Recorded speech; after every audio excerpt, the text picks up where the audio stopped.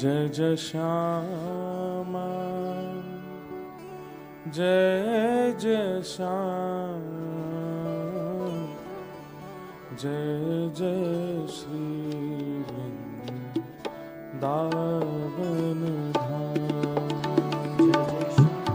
जय जय श्यामा जय जय श्याम जय जय श्री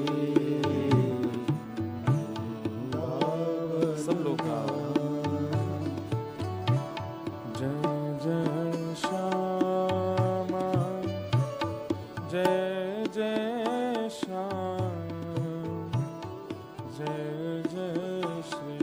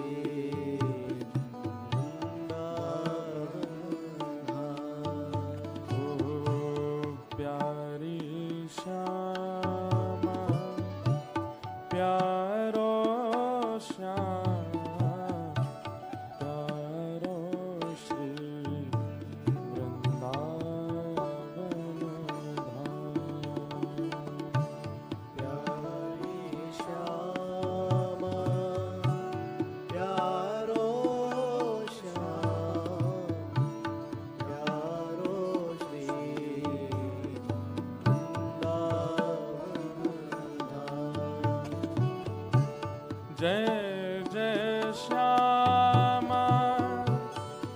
जय जय श्याम जय जय श्री वृंदावन धाम। जय जय श्यामा जय जय श्याम जय जय श्री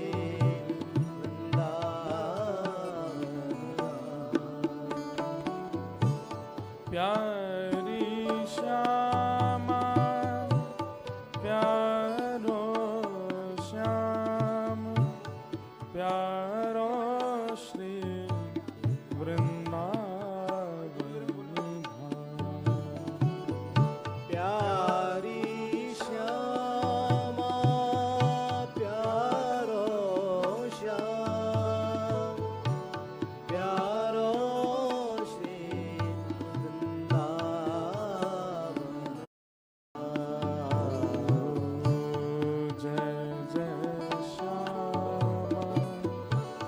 जय जय श्याम जय जय श्री वृंदावन जय जय श्याम जय जय श्याम जय जय श्री वृंदावन। जय जय श्याम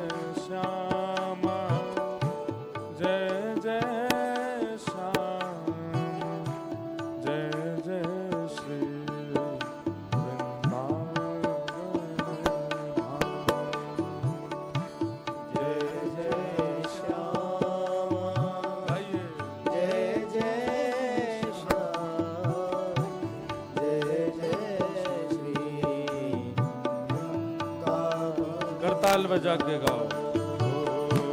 जय जय श्यामा, जय जय श्याम, जय जय श्री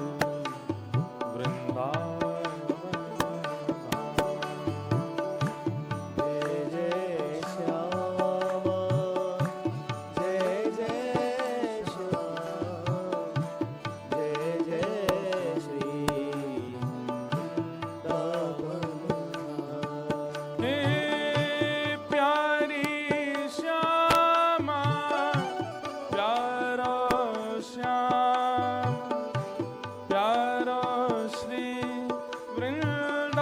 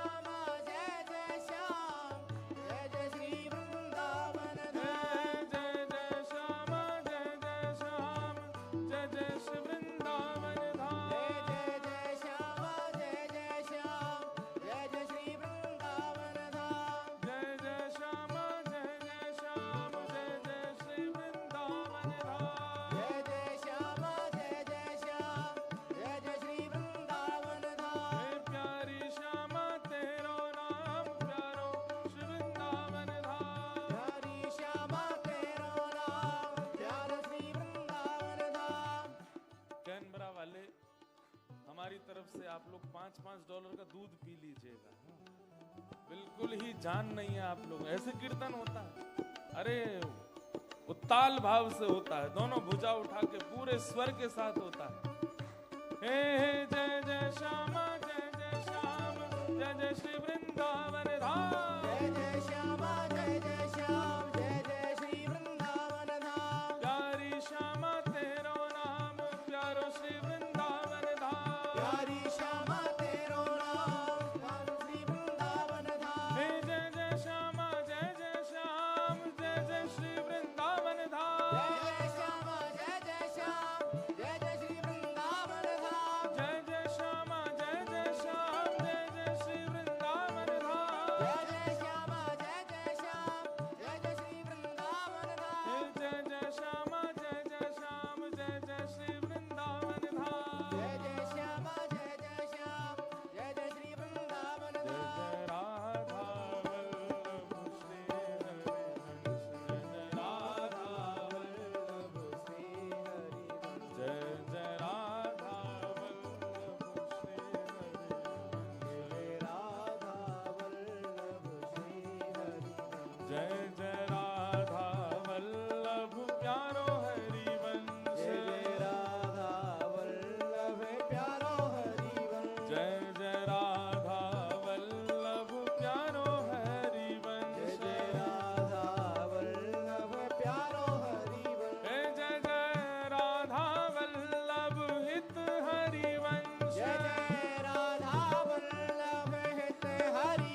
जय जय श्री वृंदावन श्री वनचंद जय जय श्री वृंदावन श्री वनचंद प्यारो राधा वल्लभ प्यारो हरिवंश प्यारो राधा वल्लभ प्यारो हरिवंश जय जय श्री वृंदावन श्री वनचंद जय जय श्री वृंदावन श्री वनचंद जय जय श्याम जय जय श्याम जय जय श्री वृंदावन धाम जय जय श्याम जय जय श्याम जय जय श्री वृंदावन धाम जय जय श्याम जय जय श्याम जय जय श्री वृंदावन धाम जय जय श्याम जय जय श्याम जय जय श्री वृंदावन धाम जय जय श्याम जय जय श्याम जय जय श्री वृंदावन धाम जय जय श्याम जय जय श्याम जय जय श्री वृंदावन हे प्यारी राधे तेरो नाम प्यारो श्री वृंदावन धाम प्यारी राधे तेरो नाम प्यारो श्री वृंदावन धाम प्यारी राधे प्यारो श्याम प्यारो श्री वृंदावन धाम प्यारी राधे प्यारो श्याम प्यारो श्री वृंदावन धाम हे जय जय राधे जय जय श्याम जय जय श्री वृंदावन धाम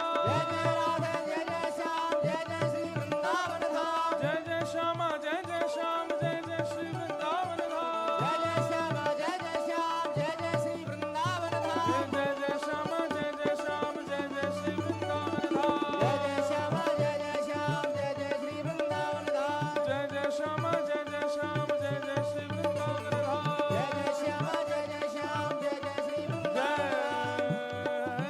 जय श्री राधे जय जय श्री राधे जय जय श्री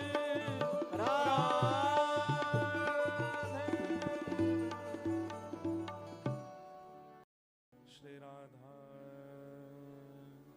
रमण लाल की श्री राधा वल्लभ लाल की 84 कोस ब्रजमंडल धाम की गिरिराज धरण की गोवर्धन नाथ की श्याम सुंदर श्री यमुने महारानी की रस रानी की रज रानी की महारानी की सब संतन की सब भक्तन की सब विप्रन की जय जय श्री राधे जय जय श्री राधे जय जय श्री राधे द्वारिकाधीश की जय प्यारे गिरधर लाल की परम मंगल में परात्पर अखिलेश्वर अकारण करुणा वरुणालय भक्तवांछा कल्पतरु तड़िद्वत विनिंदित पीतांबरधारी श्री बालकृष्ण लाल की प्यारे गिरधर लाल की अति कृपा से आप सब लोग भक्तिपथ ऑस्ट्रेलिया के तत्वावधान में ऑस्ट्रेलिया की राजधानी कैनबरा के सुंदर प्रांगण में हम आप सब बैठे हैं, हरि चर्चा का लाभ ले रहे हैं। आज इस सत्र का भी विश्राम दिवस है और इस पूरी यात्रा का भी विश्राम दिवस है। आज जो यात्रा हमारी ऑस्ट्रेलिया की चल रही थी वो आज यहाँ विश्राम हो रही है और प्यारे गिरधर लाल जी अब आगे प्रस्थान करेंगे। इतने आनंद के साथ, निर्विघ्नता से, इतने सब लोगों के साथ में, मतलब कम से कम 24 घंटे भागदौड़ में हम 20-25 लोग तो रहते ही थे। एक रात से ज्यादा एक शहर में रुके नहीं। कैनबरा में दो रात रुके, 2 दिन रुके और सिडनी मेलबर्न में भी 3-3 दिन का हुआ। बाकी सब जगह एक दिन। लगभग आज 10वां दिन है शायद।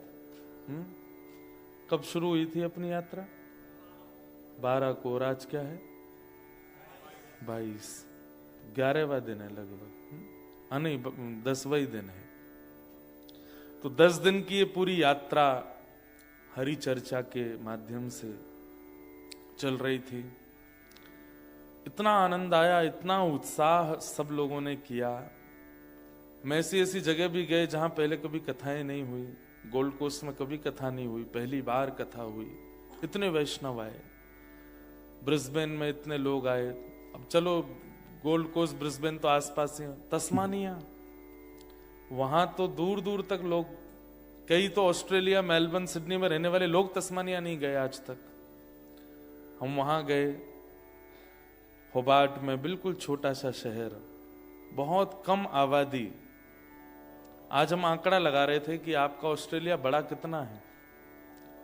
हमारे भारत से 3 गुना बड़ा है, लेकिन जनसंख्या केवल दिल्ली अगर आ जाए ना आपके ऑस्ट्रेलिया में, कंगारू भाग जाएंगे यहां से। भारत का एक बात बोलें, कई लोग विदेश में रहने वाले भारत को कभी कभी बहुत ऐसा बोलने लगते हैं कि यहाँ व्यवस्था नहीं है, यहाँ पर रोडों के तरीके नहीं है, लोग बाग ऐसे करते हैं, ऐसे करते हैं। इतनी बड़ी जनसंख्या में वो देश फिर भी चल रहा है और टॉप 5 में बैठा हुआ है, बहुत बड़ी बात है। आपके यहाँ पे बोलना नहीं चाहिए, कंगारू बढ़ जाते हैं तो सरकार फिर स्कीम निकालती है उनको विश्राम देने की। हमारे भारत में ऐसा नहीं है। इतनी जनसंख्या है भारत में, और वो भी जनसंख्या उन लोगों की जो रजिस्टर्ड हैं, जिनके आईडी, पासपोर्ट आदि सब हैं। उतनी जनसंख्या सुनकर के हालत खराब होती है। कितने तो ऐसे हैं जिनका दूर दूर तक कोई कागज ही नहीं है। इतने बड़े देश में इतने लोग रहते हैं, इतनी जनसंख्या वहां रहती है, जितना निभ रहा है ना उतना और कोई निभा भी नहीं सकता है। पूरे विश्व का संचालन करने वाले बड़े बड़े नेताओं को अगर भारत भेज दिया जाए कि जाओ चलो भारत में, भारत को संभालो, नहीं संभाल पाएंगे। वो भारत तो अपने आप ही संभलता है, भारत को कोई और संभाल नहीं सकता। भारत अपने आप में श्रेष्ठ है। तो इतने बड़े ऑस्ट्रेलिया में वो छोटा सा तस्मानिया, उसमें भी होबार्ट शहर इतना सा, बहुत कम जनसंख्या, पर फिर भी वहां इतने वैष्णव आए। कम से कम 500 लोग आए कथा में, जबकि 1-1.5 घंटे की कथा थी बस।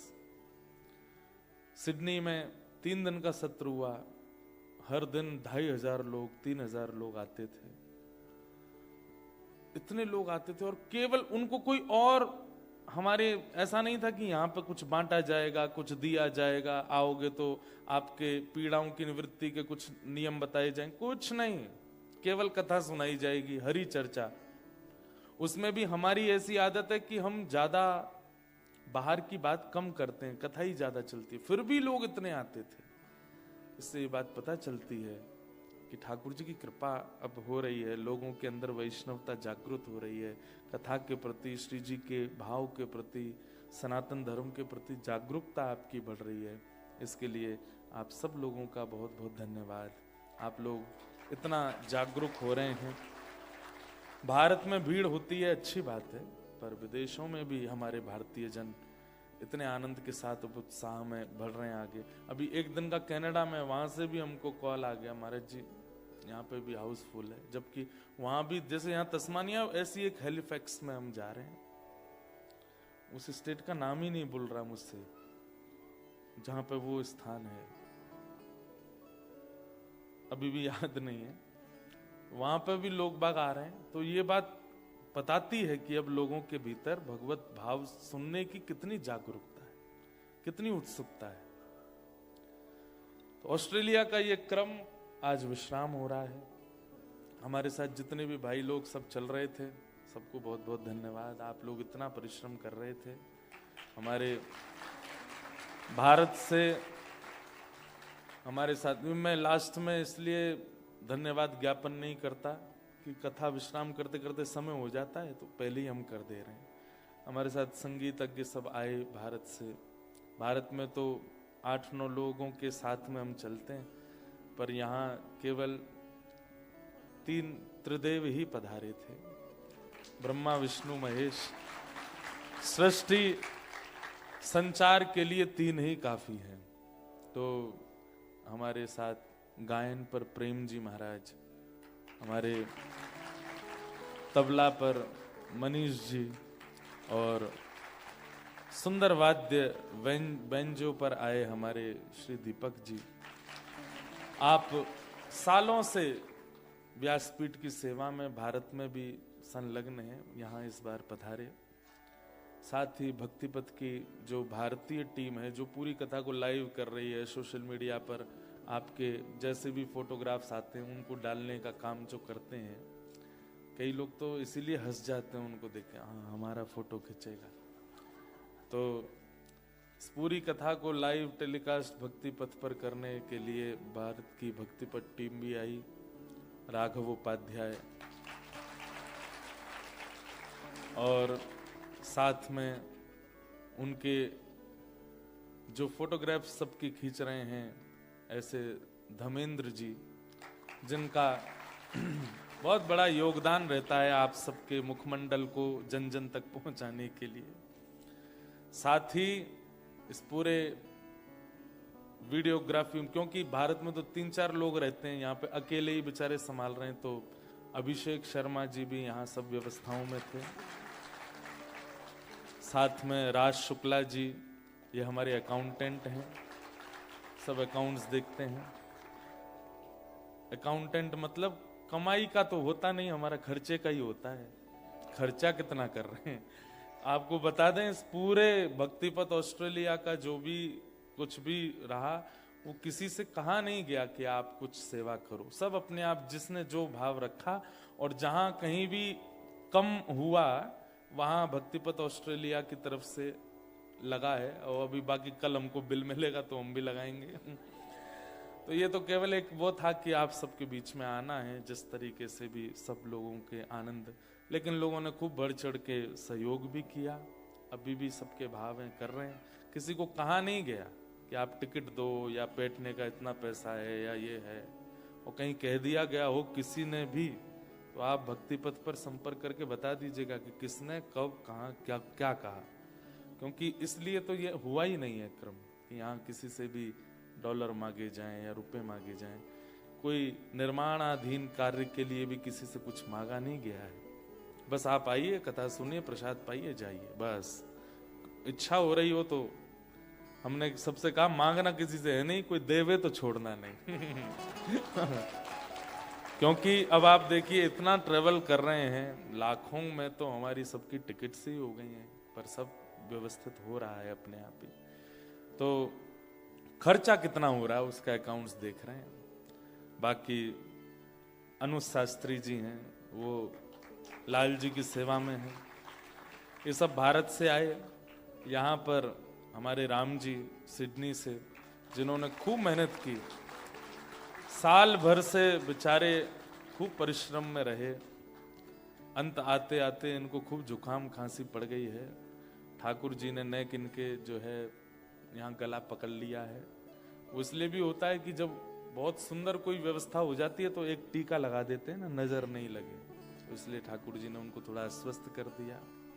मेलबर्न में कथा की सारी व्यवस्था हमारे चेतन जी, धर्म जी और हमारे सब भाई लोग कर रहे थे।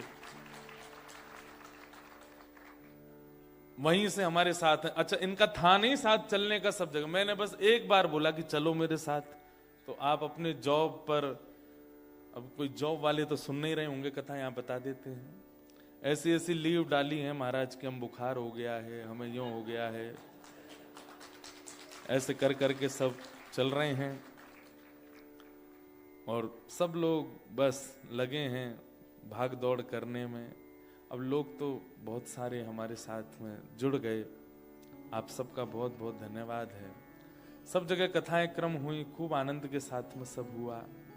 हमारे बंटी जी, इन्होंने भी खूब परिश्रम किया, सब लोगों के आने जाने में सब सहयोग में थे। मेलबर्न से हमारे कुछ बालक भी हैं, वो भी बेचारे अपने सब काम छोड़ करके यहाँ पूरी कथा में, मेलबर्न में भी थे, सिडनी में भी थे, फिर सिडनी से वापस जाना, मैंने कहा चलो कैनबरा, तो चले आए, यहाँ पर भी आए हैं, कथा सुन रहे हैं। तो ये सबका प्रेम यहाँ इतना मिला है, आप सबको हमारा बहुत बहुत धन्यवाद। हमारे गिरधर लाल जी की तरफ से आप सबको बहुत बहुत आशीष। आप सबके चित्त में ऐसी भक्ति बनी रहे, ऐसा प्रेम बना रहे। यहाँ पर ये कथा कैनबरा में हुई, सब लोगों ने यहाँ सहयोग किया, पर विनाक्षी जी और इनके पतिदेव संजीव जी इनके खूब भाव से पिछले वर्ष भी आए थे, यहाँ खूब आनंद हुआ, तो उनका भी भाव था महाराज जी इस बार हो। पिछली बार हम स्नोई माउंटेन भी गए थे, इस बार भी था कि चलिए, पर मैं जहां जहां घूमने गया मेरे साथ वाले सब जगह गए। मैंने कहा एक जगह तो कोई ऐसी रखो जहां मैं ही गया हूं और कोई ना गया। थोड़ी प्रतिस्पर्धा हमारे चित्त में भी आ गई, तो इनको नहीं लेके गए वहां पे। नहीं तो फिर यूं हो जाती है महाराज जी और हम बराबर सब जगह घूमे आए। मैंने कहा ऐसे कैसे घूमे आए, हम थोड़े ज्यादा घूमे हैं। और स्नोई हम अकेले नहीं गए थे, लाल जी भी गए थे, गिरधर लाल जी भी गए थे। पिछले साल जब आए थे तो झांपी जी में बैठ के कोट वोट पहन के श्री लाल जी भी गए थे, तब वहां बड़ी स्नो थी, खूब हमने वो क्या बोलते हैं उसको, स्लाइड्स करी, खूब गिरे पड़े, खूब आनंद। पहली बार जीवन में मैंने बर्फ देखी थी, तब खूब आनंद किया। तो ये सब आनंद रहे। बंधुओं देखो, गीता के अंत में भगवान श्री कृष्ण अर्जुन से कहते हैं, अर्जुन मैंने तुमको इतनी सारी बातें बताई, इतना ज्ञान दिया, तुम्हें क्या प्राप्त हुआ? तो अर्जुन एक बात कहता है, नष्टप मोह स्मृतिर लब्धा। हे नाथ, आपने जो भी कुछ मुझे सुनाया उससे मेरा मोह नष्ट हुआ, लेकिन आपने जो कुछ भी मुझे बताया वो मुझे याद है ऐसा नहीं है। मुझे एक एक श्लोक याद नहीं है, एक एक बात याद नहीं है, पर मेरे पास में आपने मुझे ज्ञान दिया, ये स्मृति है, ये संस्मरण है। यहां 2 दिन में जो बातें बताई गई हो सकता है कई लोगों को याद रहे, क्योंकि टॉपिक ही ऐसा लिया है 10 लक्षण। कई बार स्वच्छंद कथा होती है तो लोगों को याद नहीं रहता कि महाराज जी ने कथा में क्या सुनाया, पर स्मृति याद रहती है। स्मृति कैसी होती है? कथा में एक ऐसी कोई बात आई थी कि आंखों से आंसू आ गए थे। कथा जब हो रही थी, बाहर वर्षा हो रही थी, लोग बाग सब ऐसे बैठे थे, भोजन में ये बना था, महाराज जी ने ऐसे एक भजन गाया था, एक कीर्तन सुनाया था। ये स्मृतियां होती हैं, ये यादें। कहते हैं सत्संग भले ही याद ना हो, लेकिन उसकी स्मृति भी अगर याद रहती है ना, तो भी कल्याण हो जाता है। आपको केवल ये स्मरण रहे, ऐसा ऐसा सब व्यवस्था थी, ऐसा टाउन, ऐसा हॉल था, ऐसी उसमें आकृति थी, ऐसे लोग गए थे, हम ऐसे ऐसे सिचुएशन से भाग के आए थे, हम ऑफिस में झूठ बोल के गए थे, घर पे ये बोल के गए थे। ये स्मृतियां जो है ना, ये स्मृतियां ही कल्याण कर देती हैं। बंधुओं, प्रेमी आपस में जब मिलते हैं तो उनके बीच वार्ता क्या हुई ये 20 साल बाद शायद याद नहीं रहता, पर प्रेमी जब आपस में मिले तो उस समय हवा कैसी थी, उस समय प्रकृति कैसी थी, उस समय कैसा था, उस समय माहौल कैसा था, वो याद रहता है। और वो प्रेमी उसी बात को याद करके खुश हो जाता है। 25 साल हो गए, एनिवर्सरी होती है दंपतियों की, तो 25 साल बाद उनके बच्चे पूछते हैं आपकी शादी कैसी हुई थी, तो सोचते हैं, याद करते हैं, हाँ ऐसा हुआ था, हमारी बारात में ये हो गया था, हम घोड़े पे बैठे थे, तुम्हारे चाचा जी ने पटाखा फोड़ दिया था, घोड़े से गिर गए थे हम, तुम्हारी मम्मी ऐसे आई थी, मेरा गुलाब जामुन खा गई थी। तो बातें क्या हुई ये इतना याद नहीं रहता, चर्चाएं क्या हुई ये इतना याद नहीं रहता, लेकिन उस समय स्थिति क्या क्या थी वो याद आती है और उस स्मृति से बिल्कुल वो ताजा हो जाता है। जैसे मानो 25 साल पहले हुई शादी बच्चों को स्पष्ट दिखने लगती है, ठीक वैसे ही सत्संग की स्मृति, कथा की स्मृति, ज्ञान की स्मृति, भगवत संबंध की स्मृति, वो स्मृति हमेशा करते रहा कीजिए, ताकि वो ऐसा लगे अभी तो हुई थी कथा, अभी तो महाराज जी आए थे, अभी तो गिरधर लाल जी आए थे, अभी तो ये सब हुआ था। और वो स्मृति ही आपके चित्त का मार्जन करती रहेगी, चित्त को पवित्र करती रहेगी। इसलिए स्मृति लेकर के जाइएगा कथा की। जबरदस्ती ऐसा कुछ कर मत जाना कि स्मृति बन जाए, पता चली सिड्डी से ही रिपट गए, हमारे कमर में लगी थी जब कथा हुई थी, ऐसा कोई नहीं। पर ये जो माहौल है, ये जो हवा है, प्रकृति याद रहती है, उस प्रकृति का स्मरण ही कर लेना, उसी से कल्याण हो जाएगा। क्योंकि अर्जुन वही कहता है कि नाथ आपने कहा क्या क्या है, हो सकता है कि मुझे इतना याद ना रहा हो, पर मेरे पास ये सदा स्मृति रहेगी कि आपने ऐसी स्थिति में मेरे सामने खड़े होकर के मुझे ज्ञान दिया। भगवान बोले बस ये स्मृति से ही कल्याण हो जाएगा तेरा। नष्टप मोह स्मृतिर्लब्धा। तो यादें हैं, आप सब लोग इन यादों के साथ रहिएगा। जो जो हमारे साथ पूरी यात्रा में थे और जो कैनबरा में ही हैं, वो यहाँ की यादों में रहिएगा। फिर मिलेंगे अगले वर्ष, जरूर जल्दी कुछ योजना बना करके आएंगे। बाकी भक्तिपथ ऑस्ट्रेलिया के द्वारा कुछ ना कुछ क्रम चलता रहेगा। संभवतः बहुत जल्दी हमारे पूज्य पिताजी महाराज वे भी कथा के लिए ऑस्ट्रेलिया आएंगे। अभी शिकागो में उनकी कथा चल रही है, तो सबने प्रार्थना की है महाराज जी समय दीजिए, आप ऑस्ट्रेलिया भी आओ। तो भक्तिपथ के माध्यम से कभी पिताजी भी आएंगे। और फिर सिडनी में व्रज का निर्माण हो रहा है भक्तिपथ के द्वारा, जहां पर अब क्या क्या हो रहा है ये तो मैं बता, तो सिडनी में भी बताया था, पर मेरे को एक मन में बात आई कि भाई कार्य करने के बाद कार्य को हल्ला करने दो, हम पहले से हल्ला क्यों करें। पर निश्चित है एक सूक्ष्म व्रज कैनबरा सिडनी रोड के बीच में या कहीं पर, इसी आप लोगों से 2 घंटे की दूरी पर और सिडनी वालों से 40 मिनट की दूरी पर एक व्रज का निर्माण हो रहा है, जहां आप, कोई मंदिर नहीं है, कोई ऐसा भवन नहीं है बड़ा, पर खुले में ही एक व्रज की अनुभूति हो, ऐसा एक व्रज निर्माण हो रहा है। और वहाँ हमारे वृंदावन की आचार्य पद्धति, वृंदावन की भाव पद्धति से ऐसा सब वहाँ निर्माण किया जाएगा। बातें तो मेरे मन में बहुत कुछ आ चुकी हैं। हमारा मन तो है कि सप्तनिधि का जो पद है, वृंदावन प्यारो वृंदावन, उसमें गोविंद देव, गोपीनाथ, मदन मोहन, राधा रमण, राधा वल्लभ, जुगल किशोर और कुंज बिहारी, इन 7 ठाकुरों की छोटी छोटी कुंज बनेगी। सप्तनिधि मंदिर, वहां 7 निधि हैं, श्री गोविंद देव जी से लेके और बिहारी जी तक। और जब व्रज का निर्माण होगा तो उन 7 ठाकुरों की पहले तो चित्रपट की ही सेवा होगी, मूर्ति स्थापना नहीं करेंगे, मूर्ति स्थापना बाद में करेंगे, पहले चित्रपट की स्थापना होगी। और चित्रपट भी स्पेशल बनवाए जाएंगे भारत में, अद्भुत बड़े बड़े चित्रपट। और उन चित्रपटों का जो लोकार्पण और उनका जो व्यवस्थीकरण होगा, वो 7 निधियों के गोस्वामी जन आएंगे ऑस्ट्रेलिया और वे अपने हाथों से करेंगे। ऐसी योजना है। जो गोविंद देव जी के सेवायत हैं उनसे निवेदन करेंगे, वे ऑस्ट्रेलिया आके गोविंद देव जी को विराजमान करेंगे। गोपीनाथ जी के जो सेवायत जयपुर में हैं, वो गोपीनाथ जी की स्थापना करेंगे। जो मदन मोहन जी के सेवायत करौली में हैं, उनका वीजा लगवाएंगे, उनको बुला के उनसे स्थापना करवाएं। जिनके हाथ के ठाकुर उनके लाड़ से ही विराजें। राधा रमण लाल जी के स्थापना के लिए श्री राधा रमण जी के गोस्वामी आएंगे। हमारे जुगल किशोर जी के लिए पन्ना से वहां के गोस्वामी जन आएंगे। राधा वल्लभ लाल जी के लिए श्री राधा वल्लभ लाल जी के सेवायत आएंगे।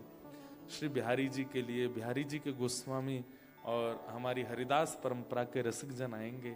बाकायदा जैसे वृंदावन में समाज गायन होता है, पद गायन होता है, मंगला आरती होती है, राजभोग होता है, शयन होता है, वैसी पद्धति वहां पर व्यवस्थित की जाएगी। और वृंदावन से 7 श्रेष्ठ ब्रजवासी पुजारी बुलाए जाएंगे, जो वहीं रहकर के 7 निधियों की सेवा करेंगे। गौशाला छोटी सी बनेगी, जहां गायों की सेवा भी होगी। और एक वहां पर भक्तिपथ गुरुकुलम, जिस गुरुकुल में शनिवार रविवार की क्लासेस हुआ करेंगे। 5 क्लास होंगे। अब ताली बाद में बजाना सुन लो पहले। बात है तो इतनी, हर बात पर टप टप बजा दोगे आप। तो गुरुकुल की स्थापना होगी। उस गुरुकुल ऐसा नहीं है कि वहां आपको प्रॉपर 7 पूरे स्कूलिंग वहां होगी, भगवान ने चाहा तो वो भी हो जाएगा, लेकिन प्रारंभ में केवल शनिवार और रविवार को ही क्लासेस होंगी, जिसमें 10 साल से लेकर के इन्फिनिटी तक की उम्र के लोग ज्वाइन कर सकते हैं। और उस क्लास का मोटिव होगा, 5 सेक्शंस होंगे, जैसे first grade, second grade, third grade होता है। ऐसे हमने ग्रेड नाम नहीं रखे, फर्स्ट सेकंड थर्ड नहीं रखे। तो फर्स्ट ग्रेड का नाम रखा है बाल लीला। तो बाल लीला से जो पास आउट होंगे वो जाएंगे व्रज लीला में, व्रज लीला से जो पास आउट होंगे वो जाएंगे गोवर्धन लीला में, और गोवर्धन से जो पास आउट होंगे लास्ट क्लास होगी रास लीला। तो ऐसे लीलात्मक नाम रखे जाएंगे क्लासेस के। और वहाँ प्रारंभिक शिक्षा जैसे फर्स्ट क्लास में बहुत लॉजिकल और बहुत छोटी छोटी जानकारियां धर्म शास्त्र के और हमारे हिंदू सनातन के बारे में, तिलक क्यों लगाते हैं, शिखा क्यों रखते हैं, घर पे कोई मेहमान आए तो उसको तिलक क्यों करना चाहिए, शंकर जी पर दूध क्यों चढ़ाते हैं, गणेश जी को दूर्बा क्यों चढ़ाते हैं, दुर्गा मैया को सिंदूर क्यों चढ़ाते हैं, बाल कृष्ण प्रभु का पंचामृत अभिषेक क्यों करते हैं। ऐसे 100 पॉइंट्स चुने जाएंगे जो बहुत जरूरी होते हैं सबको जानने के लिए। उन 100 पॉइंट्सों को बताया जाएगा। 3 क्लासेस हुए करेंगी एक सेक्शन की, और फिर फोर्थ क्लास में माने शनिवार रविवार, शनिवार रविवार, शनिवार रविवार, चौथा शनिवार रविवार उस क्लास के बच्चों के सबके एग्जाम होंगे। उनसे पूछा जाएगा आप क्या सीखा बताओ 3 क्लासेस में। उसमें जो जो लोग पास आउट होंगे वो फिर सेकंड सेक्शन में जाएंगे, मतलब बाल लीला से पहुंच जाएंगे व्रज लीला में। फिर व्रज लीला में थोड़ी और अपग्रेड हो जाएगा। उसके आगे गोवर्धन लीला, गोवर्धन लीला में प्रैक्टिकली चीजें ज्यादा सिखाई जाएंगी, बताने वाली कम, जैसे कि हवन कुंड कैसे बनाया जाता है, सातिया बनाने का नियम क्या होता है, गैया का दूध कैसे काढ़ते हैं, गोबर कैसे थापते हैं, घर में रंगोली कैसे बनाते हैं, घर में कोई संत आ जाए तो उनका स्वागत कैसे करते हैं, उस समय कौन से मंत्र बोलते हैं, सब चीजें, भोग लगाने की क्या विधि है, सब कुछ वहां पर जितना प्रभु कृपा करेंगे। मतलब कल को कोई अगर भारत से संत आवे, वो आपके घर आवे, तो घर आते ही उसको पता चल जाए कि ये भक्ति पथ का पथिक है। आपका स्वरूप, रूप और आपकी वाणी और आपकी क्रिया। आज पता है, हम एक बात मेरे मन में आई थी, भारत के कितने ऐसे संत हैं वो विदेश जानबूझ के नहीं आते। क्यों? क्योंकि उनको एक चीज का डर लगता है कि चलिए कम से कम रोटी सब्जी मिल जाएगी, लेकिन फिर भी इतनी शुद्धता नहीं मिलेगी घरों में। तो यहां आप लोगों की मजबूरी कि आप यहां से जा नहीं सकते, लेकिन आप लोगों को धर्म से दूर भी तो नहीं रहना है। इसलिए संत महापुरुष और वृंदावन के वक्तागण यहां आ सके, उनकी व्यवस्था के लिए भक्ति पथ की एक गुरुकुलम की व्यवस्था होगी। जहां से कल को कैनबरा किसी को आना है तो पहले ही हमें पता चल जाए कि कोई महापुरुष गए हैं कनाडा, तो ऑस्ट्रेलिया, तो हम उनको कह सकें कैनबरा में उनके यहाँ रुकना है आपको, उनके यहाँ रुकेंगे तो आपकी अनुकूल व्यवस्था होगी, प्रसाद होगा, अप्रस्था होगी, सब कुछ होगा। तो जब पता चलेगा भारत में भी संतों को जो ओवरसीज नहीं जाते हैं कि भाई ऑस्ट्रेलिया में ऐसी व्यवस्थाएं हो रखी हैं, तो वो भी मन बनाएंगे चलिए हम भी चलते हैं। और उनका आगमन, उनका दर्शन, उनका श्रवण कितनों का कल्याण यहां पर करेगा। तो इन भावनाओं से ये भक्ति पथ व्रज का निर्माण ऑस्ट्रेलिया में प्रारंभ हो जाएगा, संभवतः राधाष्टमी के बाद। राधाष्टमी तक अभी उसकी योजनाएं बन रही हैं, और हो सकता है राधाष्टमी पर ही उसका, क्योंकि श्री किशोरी जी ही प्रकट करेंगी वृंदावन को। तो श्यामा हृदय कमल सो प्रगट्यो, श्याम हृदय कुभार, वृंदावन प्यारो वृंदावन। तो संभवतः राधाष्टमी के दिन अनाउंसमेंट होगा कि ऑस्ट्रेलिया व्रज कहां बन रहा है, भक्ति पथ व्रज, और कैसे बन रहा है उसका निर्माण। और उससे पहले ही योजनाएं बन गई तो हो सकता है राधाष्टमी को आप सबको बुला लिया जाए, और हम देखेंगे जैसे आप छुट्टी लेके यहाँ आते हो वैसे हम छुट्टी लेके आ जाएंगे एक दिन की। हमारी तो लगातार कथाएं हैं भारत में, यहाँ से जाने के बाद आना बहुत मुश्किल है, लेकिन फिर भी कुछ ना कुछ छुट्टी मार के आएंगे हम भी, लीव डाल के। तो कुछ ना कुछ योजना बनेगी, बाकी लाल जी की जैसी इच्छा होगी वैसा क्रम बनेगा। बोलो वृंदावन बिहारी लाल। आइए इस पूरी यात्रा के विश्राम सत्र में प्रवेश करते हैं। कल हम लोगों ने दशकम धर्म लक्षणम 10 लक्षणों पर चर्चा प्रारंभ की थी, जिसमें से हमने कितने लक्षण सुन लिए थे? कौन कौन से? धृति, क्षमा, दमोस्तेयम, अस्तेयम, शौच, इंद्रिय निग्रह, धी विद्या, सत्यम, क्रोध, दशकम धर्म लक्षणम। और हमने यहां पर एक बात कही थी कि जिनको हरिप्रिय बनना है, ठाकुर जी का प्रिय बनना है, ये 10 लक्षण आपके अंदर आने चाहिए। और हमारा ऐसा मानना है कि प्रथम लक्षण बहुत बहुमूल्य, बहुत जरूरी है। कौन सा? धैर्य। वो आ गया ना तो बाकी के धीरे धीरे आपके अंदर आने लग जाएंगे। लेकिन प्रथम नहीं आया और आपको लगता है कि आपके अंदर दूसरा है, आपके अंदर तीसरा है, आपके अंदर 5वां है, तो शायद आपको लगता है कि वो आपके अंदर है, पर वो है नहीं। तो कल हम लोगों ने 3 लक्षणों के बारे में चर्चा की, धृति, धैर्य, क्षमा, और तीसरा था दम। दम यानी कि इंद्रियों की इच्छाओं को रोकना। अब चौथा लक्षण आता है अस्तेयम। कौन सा? अस्तेयम का मतलब होगा चोरी ना करना। आप कहोगे ये तो ऐसी बड़ी बात बोल रहे हो महाराज जी, हम तो चोरी थोड़ी करते हैं। आपको क्या लगता है धन की चोरी ही चोरी होती है? आपको क्या लगता है केवल किसी की वस्तु चुराना ही चोरी थोड़ी होती है? किस किस को चोरी कहते हैं? जैसे क्रेडिट्स लेना, यह भी एक चोरी है। किया किसी ने पर मेरा नाम आ जाए, ये एक चोरी है। और जैसे चोरों को दंड मिलता है ना नरक में, ऐसी इस प्रकार की क्रेडिट्स चुराने वालों को भी चोरी मिलती है। और अगर आप इस बात को सुन करके किसी का ध्यान करो, हन्ना कैनबरा में एक है, सब हम करते हैं, लेकिन वो आगे आकर के अपना फोटो खिंचवा लेता है। आपने बहुत लोगों को सोच लिया होगा, लेकिन सब देखो तो चोर जगत में, हम सब चोर हैं। कैसे चोर हैं? आप ऑस्ट्रेलिया आ गए, यहाँ पे घर बनाया, व्यापार सेटल कर दिया, बच्चों को सेट कर दिया। कल को किसी ने कहा, बोले भैया तुमने बहुत व्यवस्थित कर लिया सब कुछ, सब ठीक है, भगवान की कृपा है। कहते तो हैं पर मन से मानते नहीं है इस बात को। अगर आप मानते हैं कि ठाकुर जी की कृपा है तो आप गिनाओगे नहीं।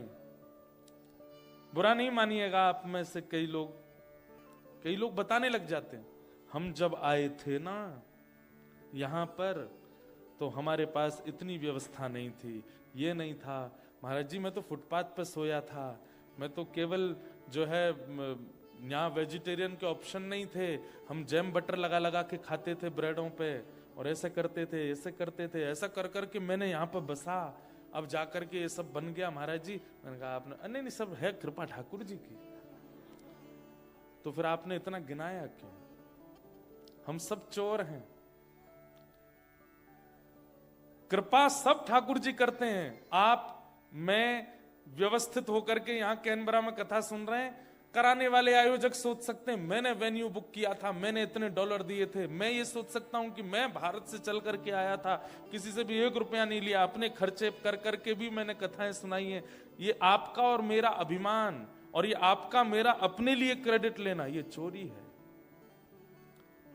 ठाकुर जी कह रहे हैं मेरी इच्छा ही नहीं हुई होती तो तुम कर पाते? ये सब नहीं कर सकते। हम सब चोर हैं संसार में। इसलिए अस्तेयम पर मैंने बहुत चिंतन किया इस विषय पर। मैंने कहा चौथा लक्षण जो है, हम चोरी तो करते नहीं है, तो फिर इसका विस्तार समझाऊं कैसे मैं सबको? तब मन में गिरधर लाल जी ने ये भावना प्रकट की, किसने कहा तुम चोरी नहीं करते? करने वाले सब ठाकुर जी हैं, सब उन्हीं की इच्छा से होता है, पर हम अपने क्रेडिट्स ले लेते हैं कि हमने ऐसा किया, हमने ये किया, हमने वो किया। ये चोरी है। दूसरी चोरी सुनिएगा। कई बार ऐसा होता है, आप किसी से कुछ सीखते हैं और सीखने के बाद जब आप अपनी लाइफ में इंप्लीमेंट करते हैं और आपसे कोई और इंप्रेस्ड हो जाता है, तो आप उसको भूल जाते हैं जिसने आपको सिखाया था, जिसने आपको बताया था। उसका मेंशन कहीं भी नहीं होता। यह भी एक चोरी है।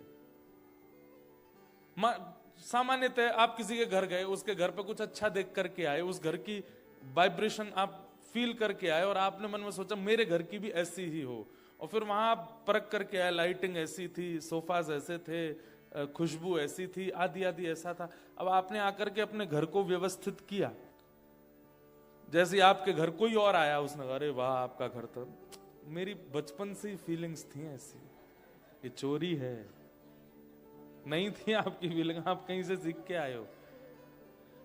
और उचित है जिसमें पहले दूसरे तीसरे लक्षण नहीं है, उसमें ये चौथा नहीं आएगा, वो अपना ही क्रेडिट लेगा, नहीं नहीं मैंने ही किया है सब।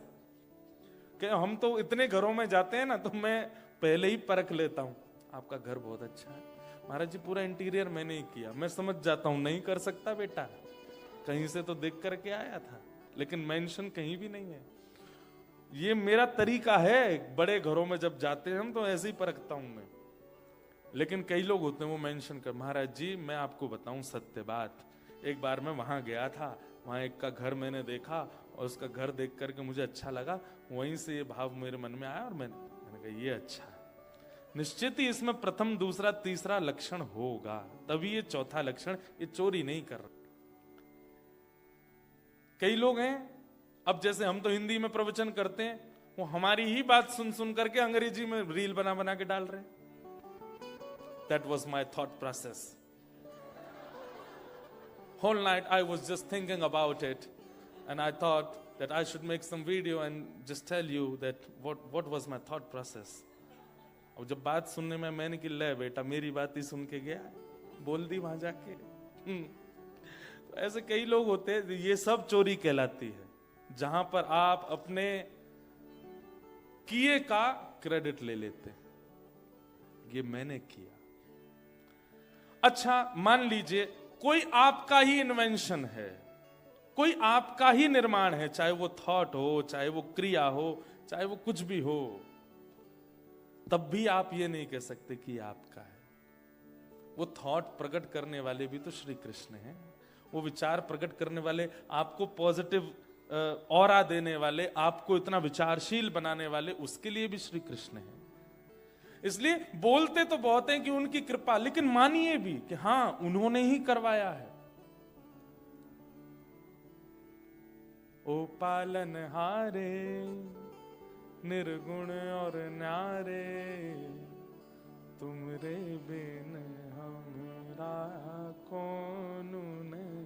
क्योंकि आपकी ही कृपा से विचार आते हैं, आपकी कृपा से ही कर्म होता है, आपकी कृपा से ही मैं देख पाता हूं, आपकी कृपा से ही मैं बोल पाता हूं, आपकी कृपा से ही मैं ये क्रिया कर पा रहा हूं।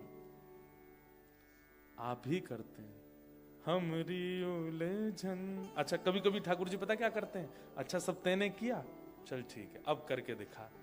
फिर वही पूरी दुनिया को मोटिवेट करने वाला जब खुद उलझ जाता है, तब ठाकुर जी से कहता है हमरी उलझन सुलझाओ मोहन।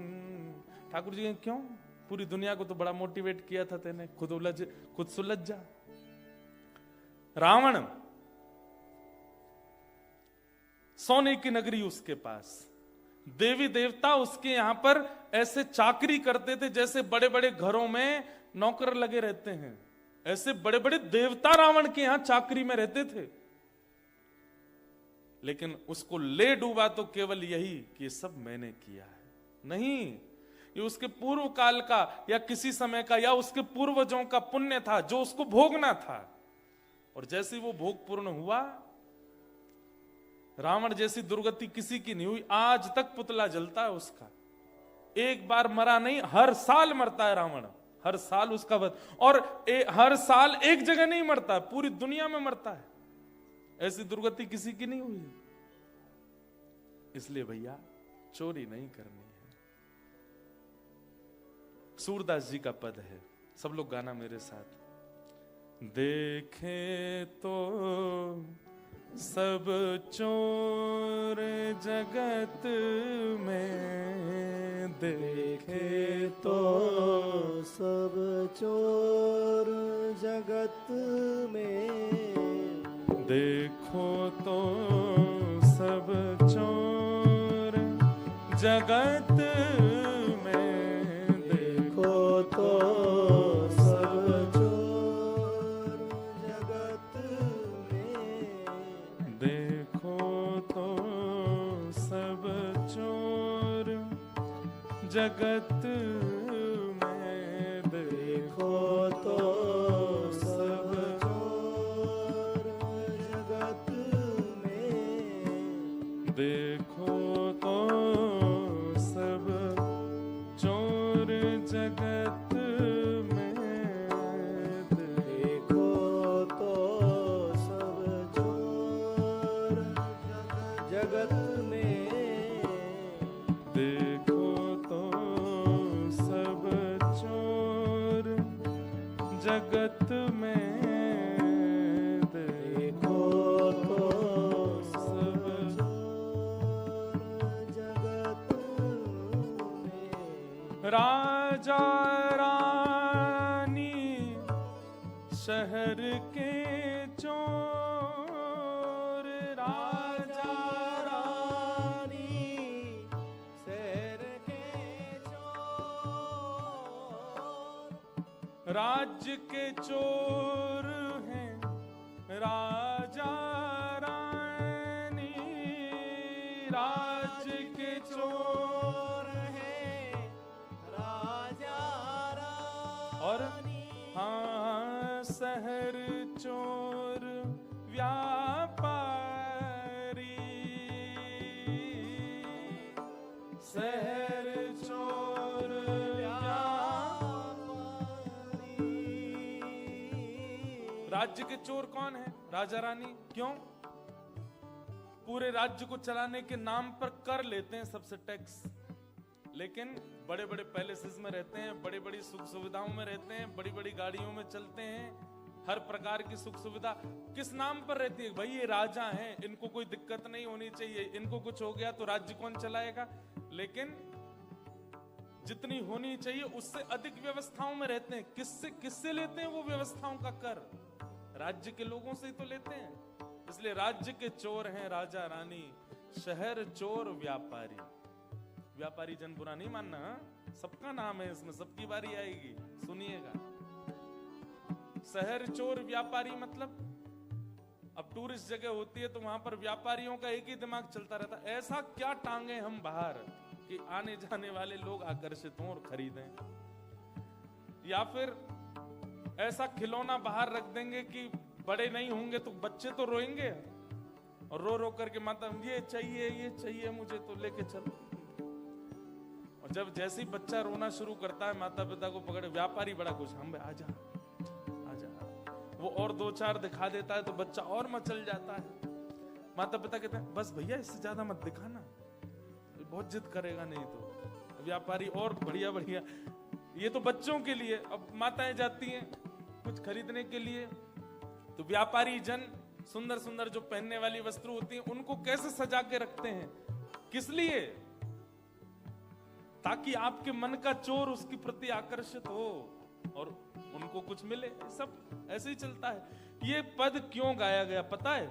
सूरदास जी ने क्रोध में इस पद को गाया। बोले क्यों? बोले दुनिया में एक ही चोर प्रसिद्ध है। बोले कौन? बोले माखन चोर। सबने हमारे ठाकुर जी को चोर कह दिया, अपने ऊपर देखा कभी कि तुम भी तो चोर हो? इसलिए क्रोध में सूरदास जी ने ये पद लिखा। देखो तो सब चोर जगत में, देखो तो सब चोर जगत में, पांच चोर सबके ही अमाही, पांच चोर सबके ही अमाही। बताओ कौन कौन से हैं ये पांच चोर हमारे अंदर? रूप, रस, स्पर्श, गंध और शब्द। ये 5 चोर हमारे अंदर हैं। पहला रूप, देखने के लिए। दूसरा रस, खाने के लिए। तीसरा स्पर्श, रूप, रस, स्पर्श, गंध, सूंघने के लिए। रूप, रस, स्पर्श, गंध और शब्द, सुनने के लिए। ये 5 चोर सबके चित्त में है। ऐसा हो ही नहीं सकता कि किसी के अंदर ये 5 चोर एक्टिव ना हो। जिसके ये 5 चोर डीएक्टिव हो जाते हैं वही तो योगी कहलाता है, वही तो साधक कहलाता है। हम सब साधक नहीं है, योगी नहीं है। योग के द्वारा, मेडिटेशन के द्वारा लोग करते क्या है? इन 5 चोरों को डीएक्टिव करते हैं। हम सबके एक्टिवेटेड हैं। 5 चोर सब के ही अमाही, 5 चोर सब के ही माही। हे कौन पुरुष कौन नारी, कौन पुरुष कौन नारी। जगत में देखो तो सब चोर, जगत में देखो तो सब चोर। और अंत में सूरदास जी कहते हैं जगत में सब चोर हैं, लेकिन चोर घोषित किसको कर दिया? ठाकुर जी।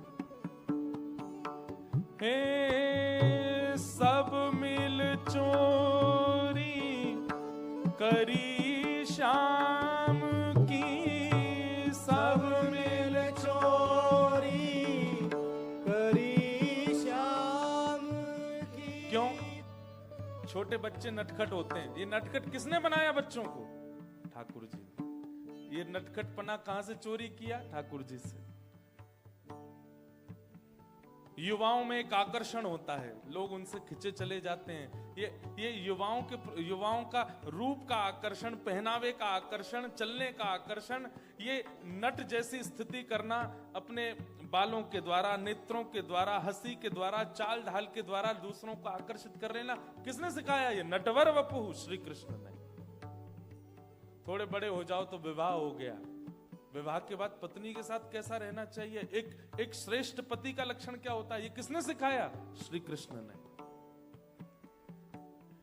एक प्रेमी को अपनी प्रियतमा के साथ कैसे निर्वहन करना चाहिए, ये किसने सिखाया? श्री कृष्ण ने।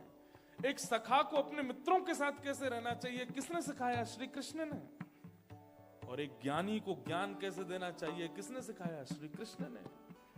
एक युद्ध भूमि में किस प्रकार का प्रदर्शन होना चाहिए, किसने सिखाया? श्री कृष्ण ने। अपने परिवार का पोषण कैसे होता है, ये किसने सिखाया? श्री कृष्ण ने।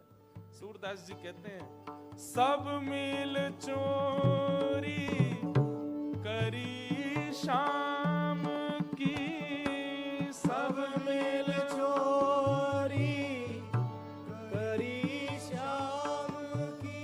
हो जो जैसे बन आई,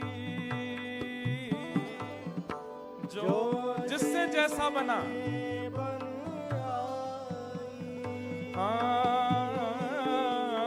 सूरदास सठ कहाँ लगी वरणो, सूरदास सठ कहाँ लगे वरणो। पर माखन चोर कन्हाई,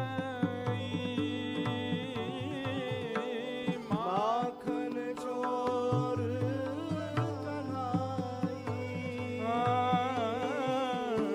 देखो तो सब चोर जगत में, देखो तो सब चोर जगत में। देखो तो सब चोर जगत में, देखो तो सब चोर। ये सूरदास जी ने क्रोध में लिखा। अरे बस चोर के नाम पे एक माखन चोरी दिखता है सबको, खुद को नहीं बोलते हो चोर? कोई पति श्रेष्ठ बन गया, कहां से सीख के आया ये श्रेष्ठ पति बनना? श्री कृष्ण से आया है। कोई बहुत सुंदर बनकर के अपने रूप का गुमान, ये रूप लावण्य को सजाना, रूप लावण्य से आकर्षण का किसने सिखाया? श्री कृष्ण ने। कोई ज्ञान दे करके अपने आप को मोटिवेशन स्पीकर मानता है, कहां से आया ये मोटिवेशन? श्री कृष्ण से आया। कोई बहुत बड़ा राजनीतिज्ञ बनता है, ये राजनीति कहां से आई है? श्री कृष्ण से आई है। और जब कहने पे आते हैं कि चोर कौन? बोले माखन चोर। माखन चोर का नहीं, सूरदास जी गुस्से में ये पद लिख रहे हैं।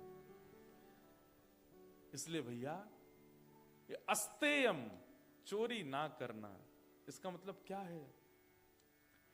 आपको एक बहुत बड़ा ये सूत्र है, अगर सदैव आगे बढ़ते रहना है, सदैव एक श्रेष्ठ व्यक्ति के रूप में स्थिति को बनाए रखना है, तो कभी भी क्रेडिट अपना मत लीजिए। आप कुछ नहीं कर सकते। हमेशा ये सोचते ही रहिए मैं तो लायक ही नहीं था, मैं योग्य ही नहीं था, मुझसे हो ही नहीं सकता था, पता नहीं कैसे हो रहा है। ये भाव सदा चित्त में रखो। धृति, क्षमा, दम, अस्तेयम, ये चौथा लक्षण है। समझ आ गया? अब पांचवा लक्षण, शौच। शौच यानी कि पवित्रता। ये पांचवा लक्षण है। अब यहां पर भी पवित्रता का अर्थ स्नान करना नहीं होता, अच्छे कपड़े पहनना नहीं होता, साफ सुथरा रहना नहीं होता। अगर पवित्र रहना, साफ सुथरा रहना ही श्रेष्ठ होता तो आपके ऑस्ट्रेलिया में बहुत साफ सफाई रहती है, बहुत क्लीन रहता है आपका ऑस्ट्रेलिया। यहाँ के लोग बागों को भी देखो तो देखने में ऐसे लगते हैं, आहा बिल्कुल गोरे चिट्टे, बढ़िया लगते हैं, कोट वोट पहन के, ब्लेजर पहन के, लंबे चौड़े जूत वूत पहन के, वो क्या पहनते हैं, हाँ वो बूट पहन के। लेकिन पूछो नहाए कब थे? एक बार एक टकराया था मुझसे, था वो हिंदुस्तानी, एक लड़की थी, उसको ऐसी बात हो रही थी तो मैंने पूछा अच्छा काम पे कितने बजे जाती हो? बोले मैं सुबह 7 बजे तो निकल जाती हूँ महाराज जी। मैंने कहा अच्छा, आती कितने बजे? मैं शाम 5 बजे आती हूँ। मैंने कहा अच्छा, फिर क्या? मैंने फिर घर के काम वाम, दोस्तों से मिलना या ये सब रहता है, और रात को मैं 10 बजे सो जाती हूँ। मैंने सुबह तो फिर बहुत जल्दी उठना नहीं नहीं मैं 6:30 बजे उठती हूँ। मैंने कहा 6:30 बजे उठ के आप 7 बजे काम पे चली जाती हो? बोले हाँ। मैंने कहा नहाना धोना ये सब? बोले वो तो मैं रात को नहा के सोती हूँ। एक रात का नहाया 2 दिन तो चले ही जाता है।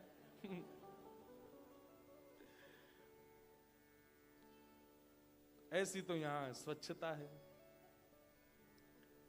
तो नहाना धोना, स्वच्छ रहना, इसको पवित्रता नहीं कहते, विचारों की पवित्रता। आपकी जो थिंकिंग है वो अगर पॉजिटिव है, आपकी विचारधाराएं जो है वो अगर पॉजिटिव है, तो आप पवित्र हो। कई लोग होते हैं उनके पास में हर बार एक रीजन है, कभी कहीं जा रहे थे कोई काम नहीं बना तो वो अपनी बात नहीं लेते कि मेरे से नहीं बन पाया, वो ऐसा विचार करते हैं उसने मेरे ऊपर कुछ करा दिया है, वो मुझे देख रहा था, उसकी मुझे नजर लग गई है, वो चाहता ही नहीं था कि हो, अब वो बहुत खुश हो रहा होगा मेरा काम नहीं बना है। ये है विचारों की अपवित्रता। आप स्वयं पर देखिए ना कि मैंने कमी कहां छोड़ी है। हर व्यक्ति का ये लक्षण हो चुका है कि वो परास्त होने पर, हार जाने पर ब्लेम ढूंढता है, किस पर डालूं, किसने किया मेरे साथ ऐसा, किसकी वजह से हुआ मैं ऐसा। एक बालक था, वो अभी मुझे मिला कुछ दिन पहले, वो पहले यूएस रहा 10 साल, अभी वापस भारत शिफ्ट हो गया। तो मैंने उसको पूछा, मैंने कि अब कहाँ तुम वापस यूएस कब? बोला अब नहीं जाना महाराज जी, अब तो मैं यहीं आ गया। मैंने क्यों, क्या हो गया? महाराज जी अब मैं क्या बताऊं, पूरी बात तो बहुत लंबी कहानी हो जाएगी, लेकिन माता पिता ने सपोर्ट नहीं किया। मैं उसी से ही समझ गया था, मैंने कि दूसरे पे ब्लेम डाल रहे हैं तो इसका मतलब जब खुद की कमी सहन नहीं होती ना खुद से, तब दूसरे पर हम डालते हैं, और इसी को विचारों की अपवित्रता कहते हैं। कई बार आपके प्रारब्ध में, आपके संयोग में नहीं है तो ठीक है, उसको स्वीकार उस भाव से कीजिए, दूसरों पर मत डालिए कि ये उसकी वजह से हुआ या ऐसे हुआ। ये नेगेटिविटी जो है ना, इसी को अपवित्रता कहते हैं।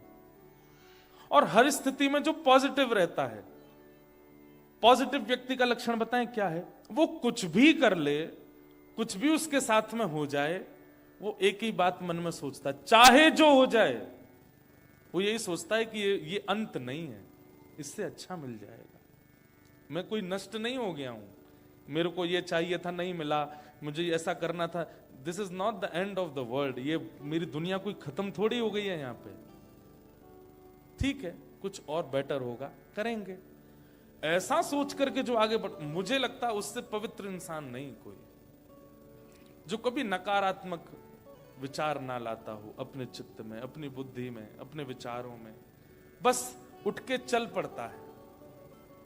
और इसके लिए आपको एक चीज तो करनी पड़ेगी कि हर बार जीतने की भावना से ही मत जाया कीजिए।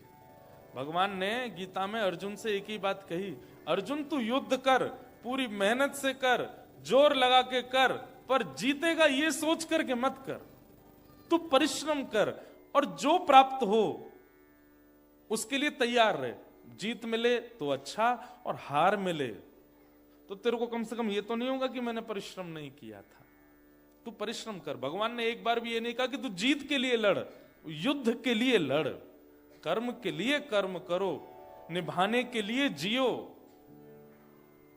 हमारी इच्छाएं क्या हो जाती हैं, हर जगह विजय विजय विजय, जीत जीत जीत, और पहले ही इतना सब कुछ विचार कर चुके होते हैं कि फिर जब वो नहीं मिलता तो फिर कोसने के लिए दूसरों को ढूंढते हैं। ये नकारात्मक विचार जो हैं ये प्रिय नहीं है ठाकुर जी को, पहली बात। दूसरी बात, बहुत ज्यादा इनसिक्योर फील करना हर जगह पर, हर बातों में, हर व्यक्ति के साथ, हर किसी के अवगुण देख लेना पहले ही, ये तो ऐसा है, ये तो वैसा है, इसने तो ये इसके आव भाव से मुझे ऐसा लगता है, इसके ठीक है।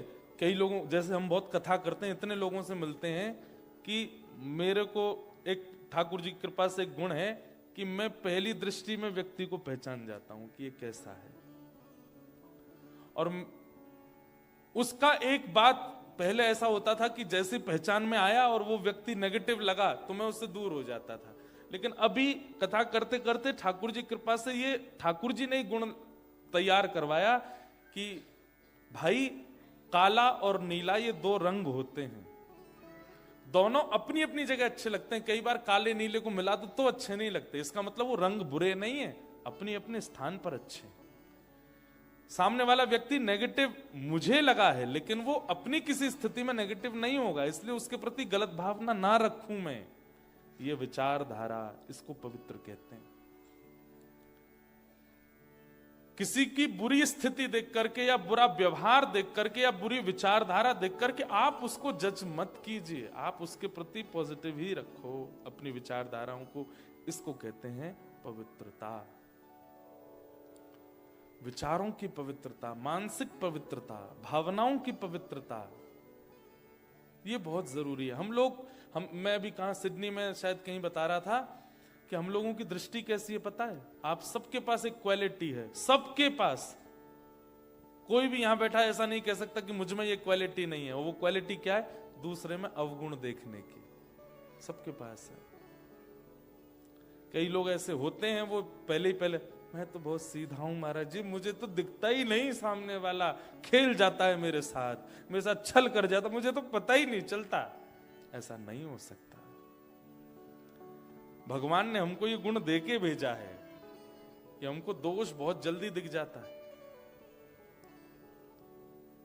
और ये केवल सत्संग में सामर्थ्य है। सत्संग के अंदर ये एबिलिटी है कि आप सत्संग करते हैं, आप नित्य किसी का श्रवण करते हैं, नित्य किसी वैदिक परंपरा, वैदिक भावनाओं को श्रवण करते हैं, तो श्रवण करते करते ये क्वालिटी आपकी जनरेट होती है कि आप अवगुण देखना बंद करो। गुण फिर भी नहीं देखते, लेकिन अवगुण देखना बंद कर देते हो। अवगुण नहीं देखते। और यही पवित्रता है, यही विचारधारा है। हमने 3 बार स्नान तो कर लिया, परफ्यूम तो लगाया, अच्छे अच्छे कपड़े तो पहन लिए, लेकिन विचारों को शुद्ध नहीं रखा। कर्माबाई थी ना, नाम सुना कर्माबाई का? कौन थी कर्माबाई जिनके लिए ठाकुर जी खिचड़ी खाने जाते थे? वो कर्माबाई को पिताजी बोल के गए कि बेटा मैं जा रहा हूं तीर्थ यात्रा पे, तू ठाकुर जी की सेवा करना। और कैसे सेवा करना? बोले इनको पवा के ही पाना। कर्माबाई ने उस बात को इतने अधिकार से ले लिया अपने मन में। अब तो सुबह उठते ही कर्माबाई, छोटी सी लाली, सुबह उठते ही बिना नहाए धोए खिचड़ी बनाती, बिना शुद्ध अवस्था में खिचड़ी तैयार करके ठाकुर जी के आगे परोस देती। ठाकुर जी पाओ, आंख मीटती रहती, पाओ। कभी कभी तो बताते हैं कि वो दातुन करती थी और दातुन के पिछले भाग से खिचड़ी चला देती थी, ठाकुर जी के लिए बना रही है। और उस कर्मा की खिचड़ी को खाने के लिए ठाकुर जी महाप्रभु जगन्नाथ दौड़ करके आते थे। क्यों? क्यों? सीधी थी, सरल थी, सहज थी, पवित्र, भले ही बाहर से ना हो भीतर से थी। ऐसी उनके विषय में कथा आती है कि एक बार कर्माबाई जब थोड़ी बड़ी हो गई तो राजस्थान की थी, और राजस्थान से फिर वो जगन्नाथपुरी चली गई। उनको किसी पुजारी ने जगन्नाथपुरी से आकर के कहा, कर्माबाई हम जानते हैं कि जगन्नाथ जी आपके पास खिचड़ी खाने आते हैं, पर आपको पता है राजस्थान से जगन्नाथपुरी कितना दूर है? ठाकुर जी दौड़ करके, भाग करके, बीच में कितने निष्ठुर मार्ग से ठाकुर जी आते हैं और आकर के यहाँ खिचड़ी पाते हैं, तुरंत दौड़ करके वापस जाते हैं और वहां पर ब्रह्म वेदी पे खड़े होते हैं। हमने दर्शन किया, ठाकुर जी को कभी यहाँ से छिल जाता है, ठाकुर जी के वस्त्र फट जाते हैं, कभी कुछ श्रम होता है। कर्माबाई बोली, ठाकुर जी इतने साल तक मेरे लिए यहाँ आए, अब मैं सब छोड़ के वहीं रहूंगी। तो कर्माबाई जगन्नाथपुरी चली गई, वहीं रहने लगी। तो ठाकुर जी बड़े प्रसन्न, अब तो मैया बगल में ही आ गई। तो सुबह सुबह मंगला में ही ठाकुर जी जाते थे। आज भी उस खिचड़ी का नाम कर्मा की खिचड़ी है, आज भी पाते हैं ठाकुर जी।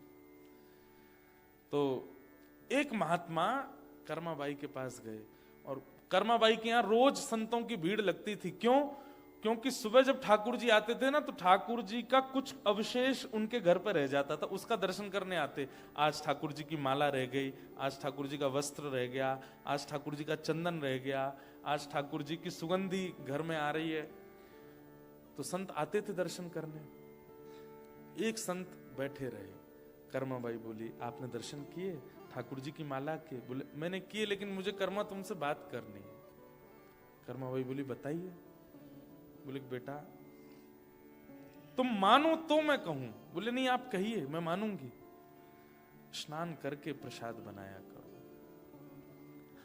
मैं महाराज जानती हूं, पर ठाकुर जी को प्रिय ही वैसे लगता है, मैं क्या करूं?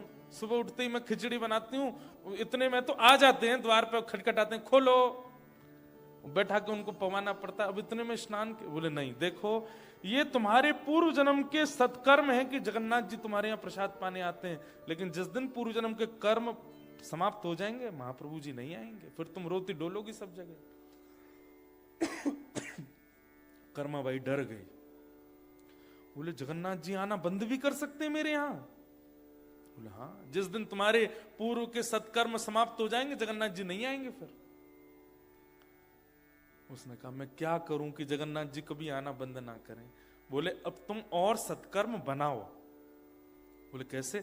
सुबह जल्दी उठो, जल्दी उठ करके पहले समुद्र में स्नान करो, नमकीन स्नान करके फिर घर पे आके शुद्ध जल से स्नान करो, और स्नान करके फिर तिलक स्वरूप लगाओ, गले में कंठी धारण करके, और फिर अन्नपूर्णा मैया को प्रणाम करो, अग्नि में प्रयोग होने वाली लकड़ियों को सिर से लगा लगा के चंदन पुष्प अर्पित करके उनको धरो, फिर अग्नि प्रज्वलित करो, फिर उस कढ़ाई का पूजन करो जिसमें भोग बनेगा, और फिर उसमें एक एक वस्तु डालो, मुख पे पट्टा बांध के बैठो, तुम्हारी श्वास भी नहीं जानी चाहिए।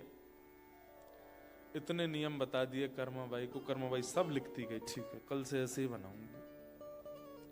दूसरे दिन कर्माबाई सुबह उठते ही पहले समुद्र स्नान करने गई, फिर घर आके शुद्ध जल से नहाई, एक एक लकड़ी को पूज पूज करके चंदन लगा के धरे। इतने में ठाकुर जी आ गए। खोलो, कर्माबाई जल्दी आई, गेट खोली, चुपचाप बैठ जाओ यहीं पे। ठाकुर जी, सुभद्रा जी, बलभद्र तीनों बैठ गए और तीनों देख रहे हैं क्या कर रही हैं। अभी तो लकड़ियों का पूजन चल रहा है। बलराम जी के लाला जी काहे रो है? मैया चुप रहो, अभी रुक जाओ, अभी बना रही हूं ना। और रोज ही आते थे ठाकुर जी, तो लकड़ी का पूजन चल रहा है, फिर उसके बाद चूल्हे का पूजन, फिर अग्निदेव का स्मरण किया जाए हो। अग्निदेव प्रज्वलित कर दिए, अग्नि प्रज्वलित हो गई। फिर कढ़ाई आई, कढ़ाई पर चंदन लगाया गया, पूरी पे मट्टी का लेप लगाया गया, जैसे जैसे महापुरुष बता के गए। मुंह पे पट्टा बांध करके आई। ठाकुर जी देख रहे हैं आंख फाड़ के। दाऊ दादा मंगला का समय हो रहा है ना जी, क्या कर रही है ये? और उस दिन ऐसा हुआ, मंदिर से घंटे घड़ियाल बजने लगे, मंगला का समय हो गया, खिचड़ी आधी बन पाई और ठाकुर जी दौड़ करके मंदिर पहुंच गए। कर्माबाई की उस दिन खिचड़ी नहीं पाई ठाकुर जी। इतनी रोई कर्माबाई, बस प्राण निकलने को हो गए थे।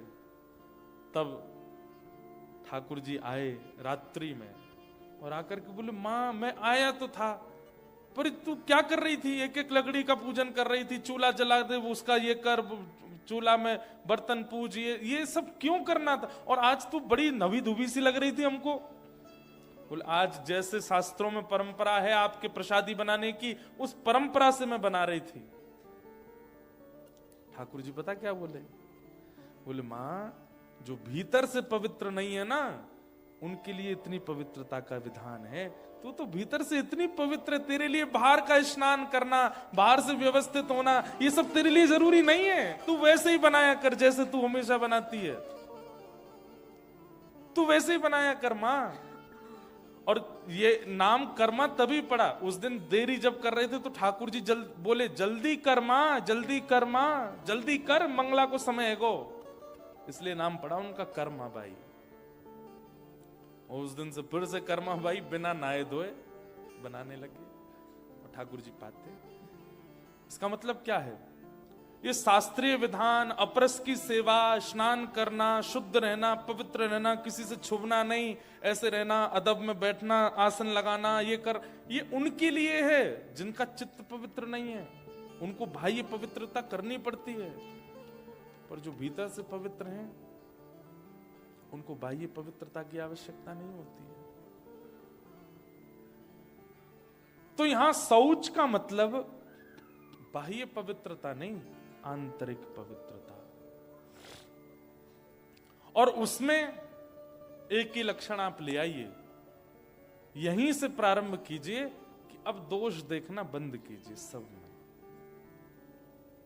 बहुत ज्यादा दोष जब आप देखने लगते हैं ना, तो वही दोष देखने की आपकी आदत बहुत सारे विकार आपके चित्त में ले आती है। नेगेटिविटी आ जाती है, विचारों की शून्यता आ जाती है, एंजाइटी होने लगती है, डिप्रेशन होने लगता है।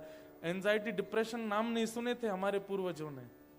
और आज कैंसर नहीं होता है, आज जुकाम नहीं हो रहा है, आज टाइफाइड नहीं हो रहा है, आज यही हो रहा है।